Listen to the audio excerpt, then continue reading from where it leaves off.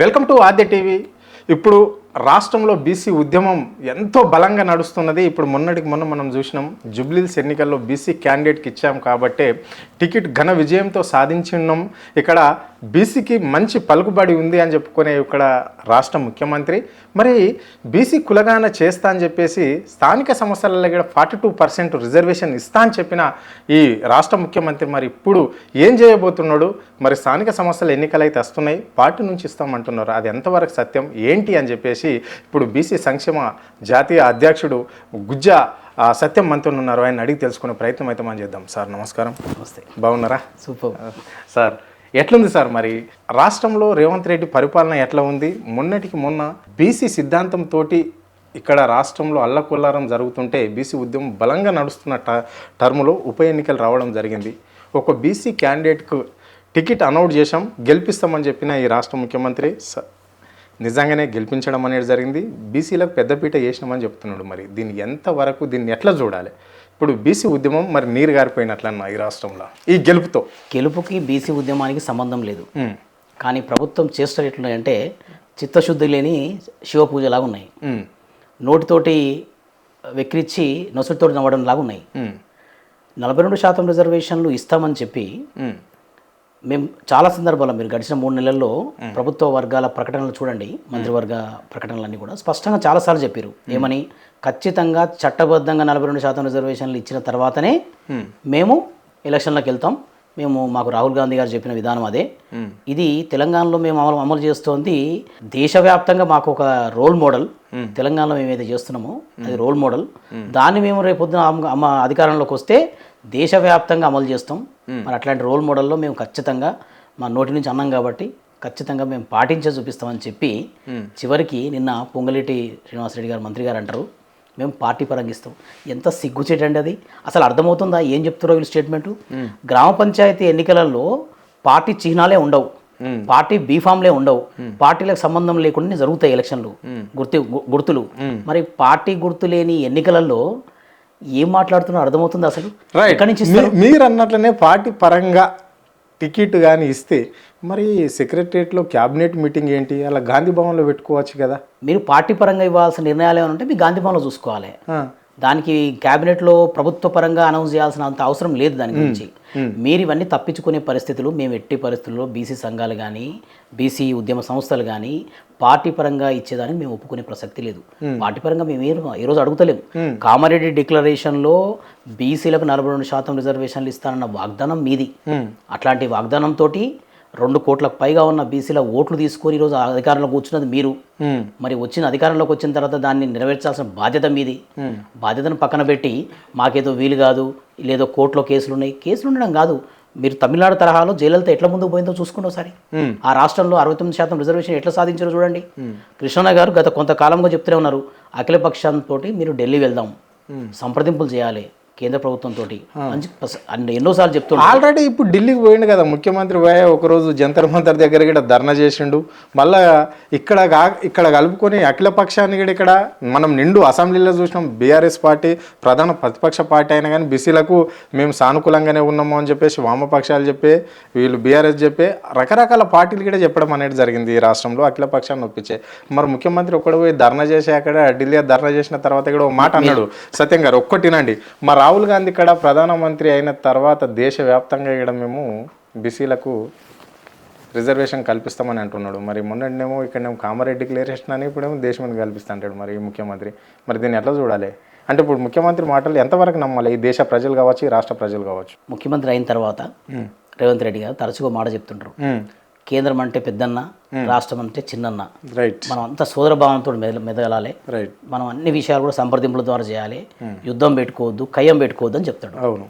అదే పద్ధతిలో నిధుల కోసము ఢిల్లీకి పోతాడు, పనుల కోసం ఢిల్లీకి పోతాడు, కేసుల కోసం ఢిల్లీకి పోతాడు, రకరకాల పనుల కోసం పోతాడు. కేంద్ర మంత్రులను ప్రధానమంత్రిని కలుస్తాడు, వస్తాడు. మరి ఒక్క బీసీ బిల్ అన్నప్పుడు బీసీ బిల్ విషయంలో కూడా అట్లే పోయి కలవకుండా ఎందుకు చెలో ఢిల్లీ అని చెప్పి ధర్నా చేయాల్సిన అవసరం వచ్చింది? ఎందుకు ఆ బీసీ బిల్లుకు రాజకీయ రంగు పులమాల్సిన అవసరం వచ్చింది? ఎందుకు కయ్యం పెట్టుకోవాల్సి వచ్చింది? అంటే బీసీల నోట్లో మట్టి కొట్టాలి కాబట్టి బీసీలకు ఇవ్వాల్సింది ఇవ్వకుండా ఉండాలంటే కేంద్రంతో కయ్యం పెట్టుకోవాలి, వాళ్ళని బదనాం చేయాలి, వాళ్ళు అడ్డపెడుతున్నా అని చెప్పి వాళ్ళ పేరు చెప్పి ఇక్కడ గేమ్ ఆడాలి కాబట్టి చెలో ఢిల్లీ అని చెప్పిండు. బీసీ బిల్లు కోసము ఎన్నోసార్లు మేము ఏం చెప్తున్నాం, ప్రధానమంత్రి దగ్గరికి వెళ్దాం, అఖిలపక్షం తరపున మీరు అపాయింట్మెంట్ తీసుకోండి, అందరం వెళ్ళిన తర్వాత మనం ఎక్స్ప్లెయిన్ చేద్దాం, రాష్ట్రపతిని కలుద్దాం, సంప్రదింపుల ద్వారా చేద్దాం. లేదు మొన్న మీకు వర్షాకాల సమావేశాలలో మీకు 242 మంది ఎంపీలు ఉన్నారు, మరి ఎందుకు మీకు తెలంగాణ రోల్ మోడల్ అయితే Telangana role model 42% reservation bill గురించి మీ ఎంపీలు ఒక్కరు కూడా ఎందుకు ప్రస్తావించలేదు పార్లమెంట్లో, ఎందుకు మాట్లాడలేదు? మీకు చిత్తశుద్ధి ఉంది, తెలంగాణ మోడల్ ఇక్కడ సక్సెస్ చేస్తే దీన్ని దేశమంతా కూడా చేస్తామని చెప్పినప్పుడు ఒక్క ఎంపీ మీ పార్టీ ఎంపీలు ఎందుకు మాట్లాడలేదు? ఇవ్వాల్సిన బాధ్యత మీరు ఉన్నప్పుడు మీరు పార్లమెంట్లో ఈ అంశాన్ని లేవనెత్తితే ఒకవేళ బీజేపీ ఒప్పుకోకపోతే బీజేపీ ముద్దాయి ఉండేది, బీసీలు నిలదీస్తారు కదా బీజేపీని, అందరం కలిసి అడుగుతాం కదా మనం. మీరు అడగకుండా అసలు ఆ ప్రస్తావన తీసుకురాకుండా ఇక్కడ ఏదో చేశామని చెప్పేసి గాడి విద్యలు చేసుకుంటా ఎవరిని మోసం చేద్దామని ఎన్ని రోజులు చేస్తారు ఈ నాటకాలు?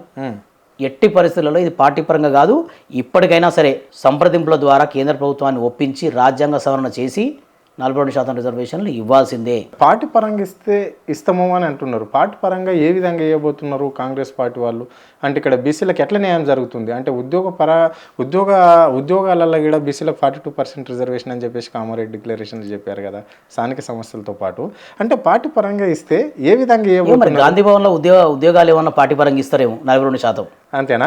అంతేగా మరి వాళ్ళు చెప్పిన దాని ప్రకారము ఇక్కడ స్థానిక సంస్థల రిజర్వేషన్లు ఒకటే కాదు 42% అంటే. 42% ఆర్డినెన్స్ అసెంబ్లీలో పాస్ అయినది విద్యా ఉద్యోగ స్థానిక సంస్థల రిజర్వేషన్లు అనేది బిల్లు. మరి మేము 42% అనేది పార్టీ పరంగా అమలు చేస్తామంటే ఇలా ఉన్న దేశవ్యాప్తంగా ఉన్న గాంధీ భవన్లలో ఇస్తారా, ఈడ నాంపల్లిలో ఉన్న గాంధీ భవన్లో ఇస్తారా? మరి ఎక్కడ ఇస్తారు 42% రిజర్వేషన్లు? అంటే స్థానిక సంస్థలనే అనుకుంటున్నారా? విద్యా ఉద్యోగాలలో కూడా ఇస్తారా? అంటే వీళ్ళ ఏమైనా విద్యాలయాలు ఉంటే ఆ యూనివర్సిటీలు ఉంటే ఆ యూనివర్సిటీలో కూడా 42% పార్టీ పరంగా ఇస్తారా? అట్లా ఏమైనా కొత్త చట్టం ఏమైనా ఉందేమో మరి కాంగ్రెస్ నాయకులకు అర్థం పర్థం లేని మాటలు ఇవి. పార్టీ పరంగా ఇచ్చేది అనేది రూల్డ్ అవుట్. అసలు పార్టీ పరంగా అనేది ఆశాస్పదం. 2.5 కోట్ల బీసీలను మోసం చేసే పచ్చి దగాకోరు వ్యవహారం అది. ఎక్కడి నుంచి ఇస్తారు? ఏ రకంగా వీలవుతుంది? మీరు అంటే ఏ రకంగా వీలవుతుంది అంటే జనరల్ స్థానాలలో అంటే అలా పార్టీకి సంబంధించి ఒప్పించి మెప్పించి కార్యకర్తలను లీడర్లను ఇలా ఒప్పించి మెప్పించి గ్రామాలలో సర్పంచ్లను చేస్తారేమో మరి. అంటే ఒక బీసీ సర్పంచ్ ఉండాలని ఇప్పుడు జనరల్ సీట్ ఉంటుంది. ఆ సీట్లో ఇప్పుడు మాలమాదిగలు ఉంటారు, ఎస్టీలు ఉంటారు, ఓసీలు ఉంటారు, అందరూ ఉంటారు, రెడ్డిలు ఉంటారు, మైనార్టీలు ఉంటారు, వాళ్ళందరినీ ఒప్పించి ఇస్తారేమో మరి. అవును, మీరు ఒప్పించి మీ పార్టీ తరఫున అభ్యర్థిని బీసీ అభ్యర్థి నిలబడితే అవతల పార్టీ వాళ్ళు కూడా అదే అభ్యర్థి నిలబెట్టాలన్న గ్యారంటీ ఉంది. ఇట్లాంటి చిక్కులు వస్తాయని కదా మాకు న్యాయంగా కావాలని చెప్తున్నాం. అంటే మీరు ఎందుకు గేమ్లు ఆడుతున్నారు మాతోటి? అంటే కాంగ్రెస్ పార్టీ ఇస్తున్నది కాబట్టి ఇస్తుంది. అంటే ఎవరి చెవులో పువ్వు పెడుతున్నారు? ఇప్పుడు ఇది మనం ఇక్కడ 1950లో లేం బ్రదర్, 2025లో ఉన్నాం. చైతన్యవంతమైన గడ్డ తెలంగాణ. ఇక్కడ బీసీ ఉద్యమం గురించి 10 సంవత్సరాల క్రితం ఏమన్నా కాస్త అవగాహన లేని పరిస్థితులు ఉన్నాయేమో కానీ ఇప్పుడు అద్భుతంగా ప్రతి గ్రామాన బీసీలకు ఏం అన్యాయం జరుగుతుంది, ఏం జరుగుతుందని ప్రతి బీసీ బిడ్డ స్పష్టమైన అవగాహనతో ఉన్నారు. అందులోనూ మొన్న తెలంగాణ ఎన్నికల కమిషన్ ఇచ్చిన ఎన్నికల నోటిఫికేషన్లో మనకి ఎన్ని సర్పంచ్ పదవులు వస్తాయి, ఎన్ని వార్డు మెంబర్లు వస్తారు, జెడ్పీటీసీ, ఎంపీటీసీలు ఎక్కడ ఎన్ని వస్తాయి, మన 42% అన్న విషయంతో ప్రతి ఒక్క బిడ్డకు అర్థమైంది. ఇది మన స్థానమే, ఇది మనదే, మన సీటే అని చెప్పి ప్రతి బీసీలు తయారై కూర్చురాడా. నువ్వు ఇవాళ నేను పార్టీ పరంగా ఇస్తా అని చెప్పి ఎవరి చెవులో పువ్వు పెడుతున్నావు, ఎవరిని మోసం చేస్తున్నావు? మోసం చేయాల్సిన అవసరం లేదు, మోసపోరు ఈ బీసీలు. ఇది ఈ నెల డిసెంబర్ 1 నుంచి ఏదో 9 వరకు విజయోత్సవాలట. విజయోత్సవాలు కాదు ఇవి, బీసీల విద్రోహ దినాలు అవి. రైట్. ఈ 9 రోజులు బీసీల విద్రోహ దినాలు ఇవి. మొన్ననే జూబ్లీస్లో కూడా బీసీ అభ్యర్థి గెలవడం అనేది జరిగింది కదా నవీన్ యాదవ్కు. అంటే కాంగ్రెస్ ఒక నేషనల్ పార్టీ టికెట్ ఇచ్చి గెలిపించింది కాబట్టి బీసీలు అంతా మా వైపు ఉన్నారు అని చెప్పేసి కూడా వాళ్ళు చెప్తున్నారు. ఈ సిద్ధాంతంతో 100% మేము స్థానిక సంస్థల ఎన్నికలు డిసెంబర్లో పెట్టబోతున్నాం, బీసీలకు ఎక్కడ కూడా అన్యాయం చేయం, బీసీ ఓట్లతోనే గెలిచాం. ముఖ్యమంత్రి కూడా చెప్పిండు కదా, అంటే సర్వే చేసేటప్పుడు నేను బీసీలకు పెద్ద నన్ను బీసీలు గుర్తుపెట్టుకోవాలి, ఏ పార్టీలో ఉన్నా కానీ నేను చేసిన ఘనత నాదే, రేవంత్ రెడ్డికే దక్కుతుంది అని చెప్పేసి ఆయన అన్నాడు. మరి దీన్ని ఎట్లా చూస్తారు? ఇప్పుడు కరెక్ట్ ఆ సర్వేనన్నా కరెక్ట్ ఉన్నదా? మీ లెక్కలు తెలిసినాయి అంటే ఎక్కడైనా సర్వేలలో ఎక్కడైనా ఉన్నాయా బ్రదర్? మనం లాస్ట్ టైం కూడా ఇంతకుముందు కూడా మాట్లాడుకున్నాం చాలాసార్లు, ఎన్ని లోపాలు ఉన్నాయి. అయినా సరే 56% పైగా ఉన్న బీసీలకు 42% రిజర్వేషన్లు ఇచ్చారు. అయినా సరే ఏమీ లేని దగ్గర 42% కూడా పర్వాలేదు, మనం ఇది ముందుకు వెళ్ళాలన్న ఉద్దేశంతో 42% అంగీకరించినాం. మీరు జనగణన లెక్కలు తీస్తే అన్ని లోపాలే, ప్రతి దగ్గర లోపాలు. లేని కులాలన్నిటినీ, అదర్ బ్యాక్వర్డ్ క్యాస్ట్ ఓసీలను మొత్తం తీసుకొచ్చి ఓసీ గ్రూపులలో కలిపేశారు రైట్. కంప్లీట్గా చేసి దాన్ని 10% పైగా 12% పైగా చూపించారు. ఉన్న బీసీలను తగ్గించి చూపించారు. రకరకాల గాడి విధులన్నీ చేశారు. చేసిన తర్వాత దానికి అసలు యాక్చువల్గా అయితే కొన్ని ప్లేసెస్లో కులగణన అనేది జరగలేదు. కొన్ని కమ్యూనిటీ ఏరియాలలో చాలా ఏరియాలలో జరగలేదు. పూర్తి లోపభూయిష్టం. పోనీ మీరు చేసిన లెక్కలన్నా ఏమైనా బయట పెట్టిరా? మీరు నిజంగా లెక్కలు చేస్తే ఇప్పుడు రాహుల్ గాంధీ ఏమంటారు, మేము ఎక్స్రే తీస్తాం, ఈ దేశంలో బీసీలను ఎక్స్రే తీస్తాం, ఎక్స్రే తీసి వాళ్ళ వాటా ఎంతో వాళ్ళకి వంచుతాం అంటారు. ఎక్స్రే తీసి పేషెంట్కి ఇస్తారా, ఇంట్లో పెట్టుకుంటారా? రిపోర్ట్ రాయరు. రిపోర్టు ఏమన్నా సీక్రెట్ అదేమన్నా? ఇప్పుడు ఒక వ్యాధి ఎట్లా ఉంది, ఎక్కడ ముదిరింది అన్న విషయంతోనే కదా ఎక్స్రే తీసేది. మరి బీసీల ఆర్థిక సామాజిక రాజకీయ స్థితిగతులు ఎట్లున్నాయో తెలుసుకోనికి కదా మీరు కులగణన చేసింది. కులగణన చేసి మీ ఇంట్లో బీరోలో పెట్టుకోవడానికా? ఎందుకు దాన్ని పబ్లిక్ డొమైన్లో పెట్టలేదు? ఎందుకు చూపించలేదు? అంటే ఒకవేళ ఒక గ్రామ పరిధిలో ఎన్ని ఓట్లు ఉన్నాయి, ఎంతమంది జనాభా లెక్క ఉంది అనేసి కులగణన ప్రకారం అక్కడ లిస్టు పెడితే గ్రామాలలో ఏందండి, ప్రతి నార్మల్ ఒక గ్రామస్తుడికి కూడా ఆ ఊర్లో ఎంతమంది ఏ కులస్తులలో తెలిసిపోతుంది. వీళ్ళు చేసిన దొంగ లెక్కలన్నీ బయటపడవు. ఆ ఉద్దేశంతోనే వాళ్ళు ఇంతవరకు కూడా ఆ లెక్కలను బయటపెట్టలే.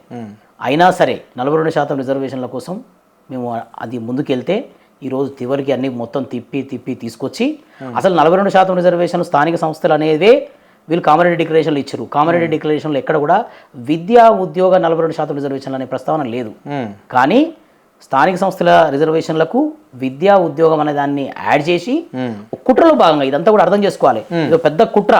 ఈ కుట్రలో భాగంగానే విద్యా ఉద్యోగాలలో 42% అనేది ఎప్పుడైనా అడిగారండి ఇక్కడ మన తెలంగాణలో? లేదు. ఎప్పుడైనా అడిగామా? మనం మొదటి నుంచి అడుగుతుంది స్థానిక సంస్థల రిజర్వేషన్లో మాకు రాజ్యాధికారంలో భాగం కావాలంటున్నాం. మేము రాజ్యాధికారంలో మేము చట్టాలు చేసే దగ్గర కూర్చుంటే మాకు కావాల్సినవి మేము చూసుకుంటామని మాట్లాడుతున్నాం. మేము అడిగింది స్థానిక సంస్థలలో. మీరు కామారెడ్డి డిక్లరేషన్లో ఇచ్చిన వాగ్దానం స్థానిక సంస్థల రిజర్వేషన్లు. ఎక్కడి నుంచి వచ్చిన ఈ విద్యా ఉద్యోగం అనేది ఆర్థిక ప్రయోజనాలకు సంబంధించింది. స్థానిక సంస్థలు అనేది రాజకీయం సంబంధించింది. ఆర్థిక ప్రయోజనాలు రాజకీయ ప్రయోజనాలకు సంబంధించి రెండు ఒక గాఢన కట్టడం వల్ల ఇలా మనకి ఇన్ని రకాల న్యాయపరమైన ఇబ్బందులు, ఇన్ని రకాల ప్రాబ్లమ్స్ వస్తున్నాయి. అసలు యాక్చువల్గా అయితే స్థానిక సంస్థల రిజర్వేషన్లు అనేవి ఆర్టికల్ 243(d)(6) ప్రకారం, రాజ్యాంగం చెప్పిన దాని ప్రకారం ఒక్క రాష్ట్ర ప్రభుత్వ పరిధిలోనే స్థానిక సంస్థల ఎలక్షన్లు అనేవి ఉంటాయి.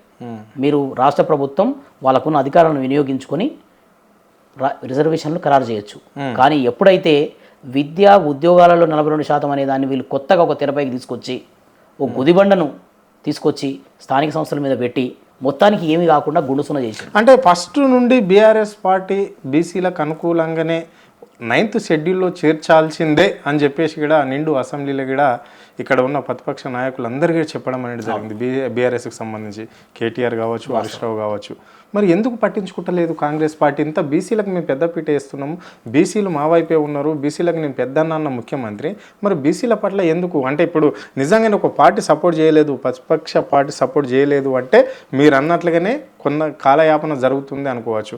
మరి ఆల్రెడీ ఇక్కడ ప్రతిపక్ష పార్టీగా సిద్ధంగానే ఉన్నది. ఫస్ట్ నుంచి కూడా చెప్పుకుంటూ వస్తుంది, ఆర్డినర్స్ కాదు, ఇక్కడ పండగ కాదు, మీరు చేయడం బీసీలను తప్పుతో పట్టిస్తున్నారు అని చెప్పేసి పదే బీఆర్ఎస్ పార్టీ చెప్పింది. ఇక్కడ తెలంగాణలో స్థానిక సంస్థల రిజర్వేషన్ల బిల్ అనేది అన్ని పార్టీలు ఆమోదించినాయి అసెంబ్లీలో. అందరూ జైలు కొట్టిరు. ఎట్లుందంటే అందరూ శాఖాహారులు అయితే రొయ్యల బుట్ట ఓడమాయం చేసిన అన్నట్టు మీరు అసెంబ్లీలో ఆర్డినెన్స్ బిల్లు ప్రవేశపెట్టినప్పుడు అటు బీజేపీ, ఇటు బీఆర్ఎస్, అటు కాంగ్రెస్, ఎంఐఎం అందరూ చిన్న చితగా అన్ని వామపక్ష పార్టీలు కూడా ఏకగ్రీవంగా ఆమోదించారు. మేము అనుకున్నాం అసలు ఏమి ఐక్యత, పార్టీల మధ్య అద్భుతమైన ఐక్యత, బీసీలు అంటే ఎంత ప్రేమ అనుకున్నాం. కానీ తీరా దాన్ని అమలు చేసే వరకు రెడ్డి జాగృతి ఎవరండి? రెడ్డి జాగృతి వెనక ఎవరున్నారు? ఏ ప్రభుత్వ పెద్దలుండి రెడ్డి జాగృతి ద్వారా కేసు వేయించారు హైకోర్టులో? ఎవరు 10 లక్షల రూపాయలు అడ్వకేట్ల ఫీజులు పే చేసి, లక్షలాది రూపాయలు పే చేసి అడ్వకేట్ల ఫీజులు పే చేసి కోర్టులో రిప్రజెంట్ చేసేంత తాహతు ఎవరికుంది? ఆర్థిక వనరులు ఎక్కడి నుంచి వస్తున్నాయి? వాళ్ళ వెనక ఎవరున్నారని తెలుసుకునేంత అజ్ఞానంలో ఉన్నారా తెలంగాణ ప్రజలు? అందరికీ అన్ని విషయాలు తెలుసు. రెడ్డి జాగృతి వెనక ఎవరున్నారు, ఆ కేసుల వెనక ఎవరున్నారు, ఆ ఆర్థిక మూలాల వెనక ఎవరున్నారు, ఎవరు వేయించిరండి. కాకపోతే ఏంటంటే ఇక్కడ స్థానిక సంస్థల రిజర్వేషన్ల విషయంలో రాష్ట్ర ప్రభుత్వానికి రాజ్యాంగం 243(d)(6) ప్రకారం అధికారాన్ని కల్పించింది. ఆ అధికారాన్ని వినియోగించి వాళ్ళు ఖచ్చితంగా రిజర్వేషన్లు అమలు చేయొచ్చు. కానీ ఎప్పటి వరకు? న్యాయస్థానాలలో దొంగ పేర్లతోటి కేసులు ఏనంత వరకు. ఇవాళ ఈ చేతిలోంచి మీరే ఇచ్చి ఈ చేతిలోంచి లాక్కునే ప్రయత్నం కదా. ఎవరు మీరు ఆగమంటే ఆగేవాళ్ళు కాదా రెడ్డి జాగృతి? ఎవరు తొత్తులు వాళ్ళంతా? ఎవరు చెప్తే కేసులు వేస్తున్నారు? ఎక్కడి నుంచి వేస్తున్నారు తెలీదా మాకంతా? అవన్నీ కాకుండా హైకోర్టులో మీరు వాదన జరిగేటప్పుడు మీరు చూసే ఉంటారు. ప్రభుత్వ అడ్వకేట్ జనరల్ ఆయన మాట్లాడేటప్పుడు గౌరవ హైకోర్టు జడ్జీలు కొన్ని ప్రశ్నలు వేసారు. మీరు దీనికి సంబంధించిన గెజెట్ రూపొందించిండ్రా? ఈ ఆర్డినెన్స్కి సంబంధించిన గెజెట్ పాస్ అయిందా? చాలా విషయాలకు అడ్వకేట్ జనరల్ గారు ఏమంటారంటే నాకు తెలియదు, కనుక్కొని చెప్తా. అంటే 2.5 కోట్ల బీసీలకు సంబంధించిన ఒక కోర్టులో కేసు నడుస్తుంటే మీ సమాధానము, మీ నిర్లక్ష్యము, మీ చిత్తశుద్ధి మీరు చెప్పే సమాధానంలో కనబడుతుంది మాకు. రైట్. ఇదా మీరు కోర్టులో ప్రవర్తించే విధానం? తెలుసుకొని చెప్తారా? కనుక్కొని చెప్తారా? ఏం హోంవర్క్ చేసుకుని వచ్చారు మీరు అక్కడికి? ప్రతి స్టేజ్లో మీరు బీసీలను ఎట్లా మోసం చేయాలి, ఏం చేయాలి, ఎట్లా ఎగ్గొట్టాలి. మనకు జనరల్గా ఊర్లలో ఎవరైనా చిన్న చిత్తగా అప్పులు తీసుకున్నవాడు అప్పు కోసం అడుగుతుంటే ఎగ్గొడుతుంటాడు. అవును, రకరకాల కారణం చెప్తుంటాడు. మంగళవారం అంటాడు, శనివారం అంటాడు, మంగళవారం అంటాడు, శనివారం అంటాడు. సేమ్ ఇట్లాగే ఉంది రాష్ట్ర ప్రభుత్వ పరిస్థితి కూడా. ఈరోజు ఇది, రేపు అది, చివరికి తీసుకొచ్చి పార్టీ పరంగా ఇస్తాం. పార్టీ పరంగా ఇవ్వడానికి నువ్వెవడు? ఇస్తా అని చెప్పడానికి ఎవడివి? నువ్వు ఇస్తే తీసుకోవడానికి బీసీలు ఏమన్నా అంత అజ్ఞాన పరిస్థితిలో ఉండరా? న్యాయపరంగా రావాల్సిందే, న్యాయపరంగా ఇవ్వాల్సిందే. దానికోసం బీసీ సంఘాలు ఆర్ కృష్ణన్న జాయింట్ యాక్షన్ కమిటీ చైర్మన్ గారి కార్యాచరణ ప్రకారం మేము ఉద్యమాన్ని ఇంకా తీవ్రతరం చేస్తాం. ఇంకా దీన్ని సాధించేంత వరకు కూడా ఈ ఉద్యమం ఇట్లాగే ముందుకెళ్తుంది. మీరు కలలో కూడా ఊహించుకోవద్దు మేము పార్టీ పరంగా ఇచ్చి ఎలక్షన్లో ముందుకెళ్తాం, మొత్తానికి 42% తెలివిగా ఎగ్గొట్టేస్తున్నాం అని మీరు మనసులో అనుకుంటున్నారేమో. మిమ్మల్ని వదిలే ప్రసక్తే లేదు. రైట్. అంటే ఇప్పుడు 42% వల్ల ఎలాంటి బెనిఫిషన్స్ ఉంటాయి బీసీలకు? ఏ విధంగా వాళ్ళు ఎట్లా అభివృద్ధి చెందబోతున్నారు? ఎందుకు మరి ఇంత తాపర్యం ఎందుకు పడుతున్నారు బీసీలు ఈ రాష్ట్రంలో? ఎందుకు రాష్ట్ర ముఖ్యమంత్రి మాటను ఇంత సవాల్గా తీసుకుంటారు? స్థానిక సంస్థల ఎన్నికలలో భారతదేశంలో గ్రామాలే పట్టుకోమలు. రాజకీయ ఆరంభం అనేది అక్కడి నుంచి స్టార్ట్ అవుతుంది. ఒక వార్డ్ మెంబరు, ఒక సర్పంచ్, అక్కడి నుంచి ఆరంభం అవుతుంది. మనకు 56% ఉన్న బీసీలకు వాస్తవంగా మన వాటా ప్రకారం మనకు రాజ్యాంగంలో మనకు రాజ్యాధికారం రావాలి. ఇదేవి విద్యా ఉద్యోగం కాదు, మెరిట్ ఉంటేనే వస్తుండడానికి. రాజకీయాల్లో ఏ మెరిట్లు ఉండవు. వేలిముద్ర లేని వాళ్ళు కూడా మంత్రులు అయినారు, వేలిముద్ర వేసే వాళ్ళు కూడా ముఖ్యమంత్రులు అయినారు. మరి అట్లాంటప్పుడు ఈరోజు ఇక్కడ ఒక 100 మంది ఉన్న ఒక సమూహంలో, ఒక గ్రామంలో 60% ఉన్న మాకు ప్రాతినిధ్యమే లేనప్పుడు మా గురించి ఆలోచించేవాడేవాడు? మా సంక్షేమం గురించి ఆలోచించేవాడేవాడు? రాజ్యాంగం ఏమని చెప్తోందంటే ఎవరెంతో వాళ్ళకంతా. ఈ దేశ సహజ వనరులైనా, ఈ దేశంలో ఉన్న రాజ్యాధికారమైనా ఎవరెంతో వాళ్ళకంతా. ఆ లెక్కన వార్డు మెంబర్లు, సర్పంచులు అయితే వాళ్ళ బాగోగులు వాళ్ళు చూసుకుంటారు. జెడ్పీసీలు, ఎంపీటీసీలు అయితే పరిపాలనలో భాగమైనప్పుడు వాళ్ళ గురించి ఆలోచిస్తారు. వాళ్ళ సంబంధించిన సంక్షేమ పథకాల గురించి కానీ వాటి గురించి కానీ. రాజకీయ ఆరంభమే గ్రామాల నుంచి మొదలవుతుంది. బీసీల రాజకీయ ఆరంభం, రాజకీయ ఎంట్రన్స్ ఏదైతే ఉందో అది గ్రామాల నుంచి మొదలవుతుంది. తెలివిగా పాలకులు మొదటి నుంచే బీసీలు రాకుండా, స్థానిక సంస్థల్లో రిజర్వేషన్ అనేది లేకుండా తొక్కిపెట్టిన ఇన్నాళ్ళు. ఆ తొక్కిపెట్టడంతో కొన్ని వేల మంది సర్పంచులు కాకుండా పోయినారు, కొన్ని వేల మంది ఎంపీటీసీలు, జడ్పీసీలు కాకుండా పోయినారు. ఎంతమంది బీసీల రాజకీయ జీవితాలను వీళ్ళు సమాధి కట్టిరు రాకుండా చేసి. 42% రిజర్వేషన్లు అనేవి బీసీలకు వాళ్ళని పరిపాలించుకోవడానికి, వాళ్ళ స్వపరిపాలన కోసం, వాళ్ళకు ఆత్మాభిమానం పెంచుకోవడం కోసం ఒక తొలిమెట్టు. వాళ్ళ రాజకీయ ఆరంభం అక్కడి నుంచి మొదలవుతుంది. రాజ్యాంగంలో కూడా లిఖించబడింది కదా 50% రిజర్వేషన్ మించకూడదు అని చెప్పేసి కూడా చెప్పారు. మీరు కూడా మంచి విద్యావేత్తని, మంచి చదువుకున్న వాళ్ళే, మరి దీన్ని ఎట్లా చూస్తారు? రాజ్యాంగంలో ఇక్కడ కూడా 50% అనే ప్రస్తావన లేదు. కోర్టులు చెప్పాయి ఆ మాట, 50% అనేవి. అయితే ఈ దేశంలో కోర్టులు అల్టిమేట్ కాదు, రాజ్యాంగమే అల్టిమేట్. భారతదేశ స్వాతంత్రం వచ్చిన తర్వాత 132 సార్లు రాజ్యాంగ సవరణ జరిగింది. ఈ ఒక్కసారి బీసీల కోసం జరగని 132సారి తప్పేముంది? ఒకసారి రాజ్యాంగ సవరణ చేసి 42% రిజర్వేషన్లు అమలు చేయండి. ఇదే విధానాన్ని దేశవ్యాప్తంగా అమలు చేయండి. మేమేం మీ ఇంట్లో సొమ్మును అడగట్లేదు కదా, మీ జేబులో పెట్టుకున్న రూపాయలను అడగట్లేదు కదా. మాకు న్యాయంగా దక్కాల్సిన పరిపాలనలో మాకు ఉండాల్సిన భాగం కోసము, హక్కు కోసం కదా మీరు అడుగుతుంది. మేము మా హక్కు కోసం మీరు కాలు రాయడం ఏంది ఇది? సో 50% అనేది రాజ్యాంగంలో ఎక్కడా లేదు. మరి రాజ్యాంగంలో ఒకవేళ 50% ఉంటే 10% ఈడబ్ల్యూఎస్ రిజర్వేషన్ ఎట్లా వచ్చినాయి? ఎక్కడి నుంచి వచ్చినాయి? రాత్రికి రాత్రి ఒక రాష్ట్రంలో లేచిన ఉద్యమం కాదా ఈడబ్ల్యూఎస్ రిజర్వేషన్లు? పటేళ్ల ఉద్యమం గుజరాత్లో వచ్చిన ఉద్యమం కాదా? ఒక పార్టీ స్వప్రయోజనాల కోసము తీసుకొచ్చిన ఉద్యమం కాదా అది? దేశవ్యాప్తంగా ఎక్కడ జరిగింది? ఎవరు అడిగారు? ఎన్ని ఉద్యమాలు జరిగినాయి? ఎంత తొందరగా రాజ్యాంగ సవరణ చేసి 10% రిజర్వేషన్లు ఇచ్చారు? ఎట్లా ఇచ్చారు? అంటే వడ్డించేవాళ్ళు మీ వాళ్ళు కాబట్టి మీరు ఎక్కడ కూర్చున్నా మీకు వచ్చేస్తాయి. ఓకే, అంటే ఇప్పుడు మీ ఉద్దేశం ఏంటంటే ఇక్కడ మాకు అర్థమైంది ఏంటంటే ఊర్లల్లో బాగా అణగారిన కులాలు ఉంటాయి ఎక్కువగా. అంటే రిజర్వేషన్ గురించి పోరాటం మీరు చేస్తున్నామంటే మాకు అర్థమవుతుందంటే ఇప్పటి వరకు మంగళూళ్ళు కావచ్చు, సాకలోళ్ళు కావచ్చు, కుమ్మరోళ్ళు కావచ్చు, వృత్తి కులదారులు ఎవరైనా వీళ్ళందరికీ ఇప్పటి వరకు కూడా రాజాధికారం లేదు అనేదే మీ ఆంక్ష. వాస్తవం. దాని గురించే కదా మీ పోరాటం. వాస్తవానికి మనం 60% వరకు ఉంటాం ఈ దేశంలో బీసీలో. 60% పైగా ఉన్న దేశంలో ఉన్న జనాలలో 10% వదిలేస్తే మిగతా 90% బీసీ కులాలకు కనీసం అసలు అసెంబ్లీ ఎలా ఉంటుంది, పార్లమెంట్ ఎట్లా ఉంటుంది, అసలు చట్టాలు ఎట్లా రూపొందించబడతాయి, బడ్జెట్ ఎట్లా అలొకేషన్ చేస్తారు, ఎట్లా ఖర్చు పెడతారు, ఎవడి డబ్బు ఎవడు ఖర్చు పెడుతున్నాడు, ఎక్కడ ఖర్చు పెడుతున్నాడు కనీస అవగాహన లేని అమాయకులు బీసీలు. రైట్. అంటే ఇలాంటి అమాయకత్వాన్ని ఆసరాగా చేసుకొని 78 సంవత్సరాలుగా దోచుకుంటూనే ఉన్నారు. సరిపోలేదా ఇంకా? ఇప్పటికైనా బీసీలకు అధికారాన్ని వాళ్ళ అధికారాన్ని వాళ్ళకి ఇవ్వాల్సింది. మీ వాటా ప్రకారం మీరు ఉండండి. మేము ఎవ్వరం కూడా ఎప్పుడు కూడా మీ వాటా మాకు కావాలని అడగట్లేదు. న్యాయపరంగా మాకేం రావాలో మాకు న్యాయంగా దక్కాల్సిన దాని గురించి మాట్లాడుతున్నాం మేము. ఇది ఈరోజు మీరు అడుగుకుంటున్నారేమో తెలంగాణలో 42% ఏ సర్పంచ్ల పదవులకో ఏ వార్డు మెంబర్ పదవుల కోసం వీళ్ళు ఉద్యమాలు చేస్తున్నారేమో. కాదు. ఈ రాష్ట్రంలో ఉన్న అసెంబ్లీలు, ఈ దేశంలో ఉన్న అసెంబ్లీలలో, ఈ కేంద్రంలో ఉన్న దేశంలో ఉన్న పార్లమెంట్లో కూడా 50% రిజర్వేషన్లు బీసీలకు సాధించేంత వరకు ఈ బీసీ ఉద్యమం కొనసాగుతూనే ఉంటుంది. చట్టసభల్లో బీసీలకు ఎవరెంతో వాళ్ళకంతా వాటా ప్రకారం ఆ చట్టసభలో ఉన్న సీట్లలో కూర్చునేంత వరకు బీసీ ఉద్యమాలు కొనసాగుతూనే ఉంటాయి. ఈరోజు ఏదో తెలంగాణలో 42% సర్పంచ్ల కోసమే కదా? కాదు. చట్టసభలో చేరేంత వరకు. ఎందుకంటే శాసనాలు అక్కడ రూపొందించబడతాయి, రైట్, బడ్జెట్లు అక్కడ ఇవ్వబడతాయి. అవును, మీరు అన్నట్లనే ఇప్పుడు బడుగు బలహీన వర్గాలకు రాజ్యం రావాలని చెప్పేసి మీ సిద్ధాంతం, మీ ఎజెండా. ఓకే, మరి ఇప్పుడు ఉంది కదా బడుగు బలహీన వర్గాలదే ఉంది కదా రాజ్యం, ఎందుకు లేదు? నరేంద్ర మోడీ ఢిల్లీలో ప్రధానమంత్రి అయ్యే, ఒక గిరిజన మహిళ కూడా రాష్ట్రపతి కదా, ఇంకెందుకు లేదు? అంటే ఒక గిరిజన మహిళ రాష్ట్రపతి అయితే అంటే మీ చేతుల్లో ఉన్నాయి కదా ఆధారాలన్నీ, బడుగు బలహీన వర్గాల చేతులకు సంబంధించిన వాళ్ళ దగ్గరనే ఉన్నాయి కదా, ఎవరి సంఖ్య లేలేరు. ఒకటి గుర్తు పెట్టుకోండి, ఎందుకు చేసుకోలేకపోతున్నారు మీరు? బీసీల ఓట్లు బీసీలకు వేసుకోలేక, బీసీలు పార్టీల వారిగా చీలిపోవడం వల్ల, బీసీలకు రాజ్యాధికారం వైపు అవగాహన లేని వాళ్ళ అమాయకత్వం వల్ల వాళ్ళ ఓట్లను ఆధిపత్య కులాలు రకరకాల దొంగ వాగ్దానాలతో దొంగిలించబడుతున్నాయి. అదే ఇప్పుడు కాంగ్రెస్ పార్టీ దొంగిలించినట్టుగా 42% రిజర్వేషన్లు ఇస్తామని చెప్తేనే కదా. 42% రిజర్వేషన్లు ఒకటే లేవు కామారెడ్డి డిక్లరేషన్లా.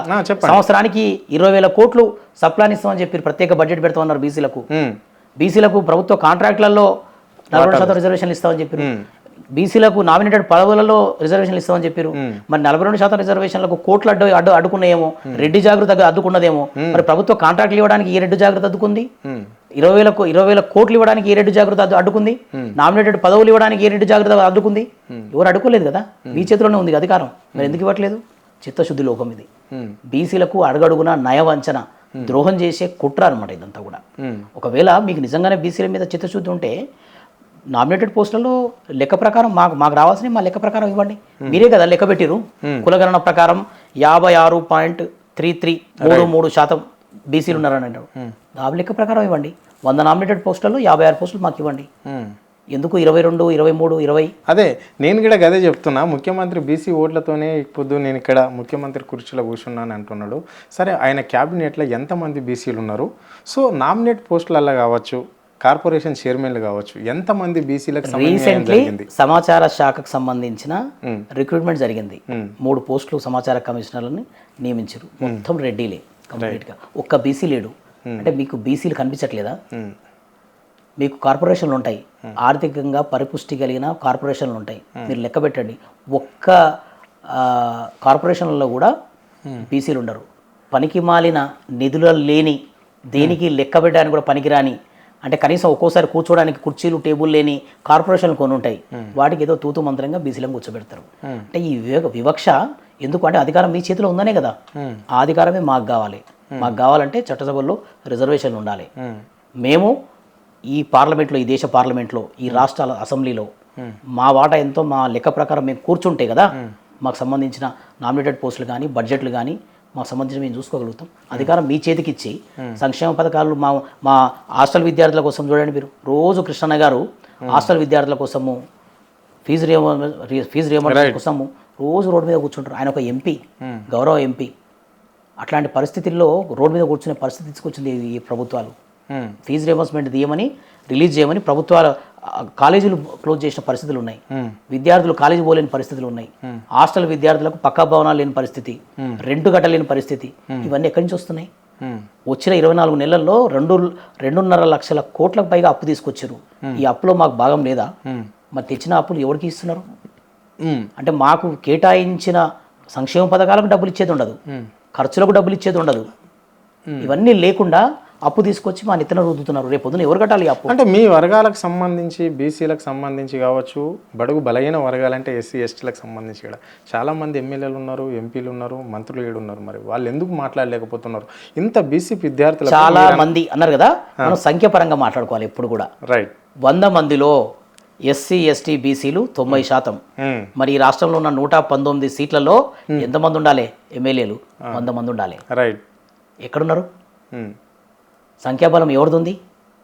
ఆధిపత్య కులాలదే సంఖ్యాబలం ఉంది. వాళ్ళ చేతిలోనే అధికారం ఉంది. మిగతా ఎమ్మెల్యేలు ఎంపీలు వాళ్ళు ఉన్న పేరుకే వాళ్ళకు ఆ ఎంపీలు ఎమ్మెల్యేలు అనేది మాట్లాడలేని పరిస్థితి. వాళ్ళు కూడా మా ఉద్యమాల్లో చాలాసార్లు మాతో పాటు వచ్చి ఉద్యమాల్లో పాల్గొంటారు. మొన్న రీసెంట్లీగా మన గౌరవ మాజీ స్పీకర్ మధుసూదనాచారి గారు ఆయన చాలాసార్లు మాట్లాడుతూ చెప్తుంటారు ఎట్లా అనగదొక్కబడుతుంటారు బీసీలు. అంటే ఆయన సీనియర్ లీడర్ అయ్యి ఉండి కూడా అట్లాంటి లీడర్ను రాజకీయంగా ఎట్లా అనగదొక్కబడుతుంటారు ఆధిపత్య కులాల వాళ్ళు అనేది ఆయన ఎంతో బాధాకరంగా చెప్పాడు చాలా సందర్భాలలో, ప్రెస్ మీట్లలో.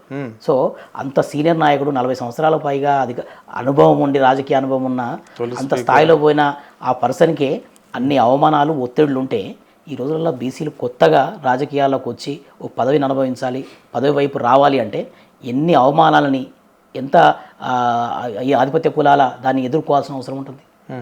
సో వడ్డించేవాడు అక్కడ ఉన్న దీవన్నిటికీ ఒకటే, అన్ని రోగాలకు ఒకటే మందు. మేమెంతో మాకంతా న్యాయపరంగా, రాజ్యాంగపరంగా, రాజ్యాంగ సవరణ జరగడం ద్వారా చట్టసభల్లో రిజర్వేషన్లు అమలైనప్పుడే ఇవన్నీ సాధ్యమవుతాయి. ఈ దేశంలో ఉన్న రుగ్మతులన్నిటికీ అదొక్కటే మందు. రైట్. ఇంకో విషయానికి వస్తే ఈ రాష్ట్రంలో బీసీ కులాలు ఎన్ని టోటల్గా ఎన్ని ఉంటాయి? సంఖ్య ఎంత? కుల సంఖ్య 129 కులాలు ఉంటాయి. ఓకే. 129 కులాలలో అత్యంత వెనుకబడిన కులాలు దాదాపుగా 80 కులాలు ఉంటాయి. అంటే ఇప్పటి వరకు కనీసం అంటే విద్యా ఉద్యోగం కూడా అందుకోలేనివి. ఇక రాజకీయాలు కాదు, ఉద్యోగం కూడా అంతకన్నా కూడా చాలా కులాలు ఉన్నాయి మన దగ్గర. ఇంకా అసలు వాళ్ళకు ఇప్పుడు most MBC, most backward class కులాలు అని చెప్పేసి ఉన్నాయి. దాదాపుగా 80% కులాలు. వాళ్ళకి అసలు అవగాహనే లేదు. అంటే ఏం కోల్పోతున్నామో కూడా తెలియదు. అంటే ఎంతసేపు ప్రభుత్వం సంబంధించిన సంక్షేమ పథకాల కోసం ఓటేసి వాళ్ళు ఇచ్చే సంక్షేమ పథకాల కోసం ఎదురు చూడడం తప్ప అసలు ఎట్లా సాధించాలి, మనం ఏం సాధించగలుగుతాం, ఎట్లా ముందుకెళ్తామన్న అవగాహన లేని కులాలు కూడా ఉన్నాయి. అమాయక కులాలు బీసీలు అంటే. అవగాహన లేకపోవడం అమాయకత్వంతో వచ్చినవి. ఓటు వేయడం, ఎదురు చూడడం. అరే నీ దగ్గర ఉన్న ఓటు వాళ్ళకేసి వాడి దగ్గర ఉన్న నీ సొమ్ము కదా అది, ప్రభుత్వ ఖజానా ఎక్కడి నుంచి? నువ్వు కొన్న ఉప్పు పప్పు నుంచి కట్టిన పన్నుల నుంచి కదా అక్కడి నుంచి వస్తుంది. మరి దాంట్లోంచి నీ లెక్క ప్రకారం నీకు బాగా రావాలి కదా, రావట్లేదు కదా. సో ఇదంతా కూడా ఈ 129 కులాలలో కొన్ని కులాలు చైతన్యవంతంగా ఉన్నాయి. దాదాపుగా 80% పైగా కులాలంతా కూడా ఇంకా అణగారిన పరిస్థితుల్లోనే ఉన్నాయి. రైట్. ఇక్కడ కాంగ్రెస్ పార్టీ కాదు కూడదు, మా పార్టీ పరంగానే టికెట్లు ఇస్తాం బీసీలకు అని చెప్పేసి ఇక్కడ రేపు స్థానిక సంస్థల ఎన్నికల మొదటి దఫల సర్పంచ్ ఎన్నికలు పెట్టాలి అని అనుకుంటుంది కదా, దాన్ని ఎట్లా ఉండబోతుంది? మరి బీసీ రియాక్షన్ ఏ విధంగా ఉండబోతుంది బీసీలది? ఏ పార్టీ తర్వాత కూడా ఈ రాష్ట్ర ప్రభుత్వం కనుక ఇట్లాగే ముందుకెళ్తే ఎన్నికలను బహిష్కరిస్తాం. గ్రామాలలో ఎన్నికలు జరగకుండా చేస్తాం. గ్రామాలలో ఆల్రెడీ 42% రిజర్వేషన్లు వస్తే ఎన్ని సీట్లు వస్తాయి, ఎంతమంది సర్పంచ్లు అవుతారు, వార్డు మెంబర్లు అవుతారని ప్రతి ఒక్కరికి అర్థమైపోయింది. మొన్న దసరాకి ఇచ్చిన ఆ సందర్భంలోనే ఎన్నికల నోటిఫికేషన్లో ప్రతి ఒక్కరికి అర్థమైపోయింది. ఓహో ఇది మన స్థానము, 42% వస్తే ఇక్కడ నేను సర్పంచ్ని అవుతా, ఈ వార్డు మెంబర్ అవుతా, ఇన్ని జడ్పీటీసీలు, ఇన్ని ఎంపీటీసీలు అని అర్థమైన తర్వాత అవమానాన్ని తట్టుకోదు తెలంగాణ సమాజం. అంటే నీకు ఇస్తా అని చెప్పి నిన్ను అవమానించడం అన్నమాట. ఎన్నికల నోటిఫికేషన్లో మెన్షన్ చేసిరు కదా 42%. ప్రతి గ్రామాన ఎన్ని సీట్లు వస్తాయి బీసీలకు అనేది లెక్క కట్టిరు కదా, అనౌన్స్ చేసిరు కదా. అనౌన్స్ చేసి నోటికాడ బుక్కను లాక్కుంటే అవమానాన్ని తట్టుకోదు తెలంగాణ సమాజం, తిరుగుబాటు వస్తుంది, అగ్నిగుండం అవుతుంది రాష్ట్రం. ఎలక్షన్లను జరగనీయం అసలు ఎట్టి పరిస్థితుల్లో. ఎట్లా చేస్తారో చూస్తాం అసలు ఎలక్షన్. చివరిగా చెప్పండి, మొన్న ఎమ్మెల్యే గెలిచిన నవీన్ యాదవ్ వాళ్ళ ఫాదర్ చిన్న శ్రీశైలం ఈ రాష్ట్రంలో అవాక్చవాకులు వేలుస్తున్నాడు. బీసీలు నా వైపే ఉన్నారు, బీసీ భవన్ చేస్తా బీఆర్ఎస్ భవన్ను, రేవంత్ రెడ్డి బీసీలకు పెద్దపీట వేస్తున్నాడు అని చెప్పేసి అంటున్నాడు. మరి దీన్ని ఎట్లా చూస్తారు మీరు? జూబ్లీహిల్స్ ఎన్నిక అనేది ఒక ప్రత్యేక పరిస్థితిలో జరిగింది. దాన్ని తీసుకొచ్చి తెలంగాణ రాజకీయానికో బీసీ ఉద్యమానికో అండగట్టాల్సిన అవసరం లేదు. అది ఒక ప్రత్యేక ఉప ఎన్నికలు అంటేనే ప్రత్యేక పరిస్థితుల్లో జరిగే ఎన్నికలు. దాంట్లో 1,00,000 అంశాలు ఉంటాయి.